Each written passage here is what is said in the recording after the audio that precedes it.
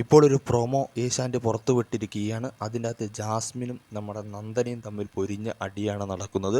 നന്ദന പോയി ജാസ്മിനെ ആദ്യം കെട്ടിപ്പിടിക്കുകയാണ്. അപ്പം ജാസ്മിൻ പറയാണ് 1 hand ഡിസ്റ്റൻസിൽ നിൽക്കാൻ. അപ്പം നന്ദന അങ്ങോട്ട് ചോദിക്കുകയാണ്, ഗബ്രി ചേട്ടൻ മാത്രമേ കെട്ടിപ്പിടിക്കുകയുള്ളൂ എന്ന്. അപ്പം ജാസ്മിന് അതിന് പറയും, ഞാനവിടെ എല്ലാവരും കെട്ടിപ്പിടിക്കുന്നുണ്ട്, നീ കാണുന്നത് അത് മാത്രമായിരിക്കും എന്ന് പറയും.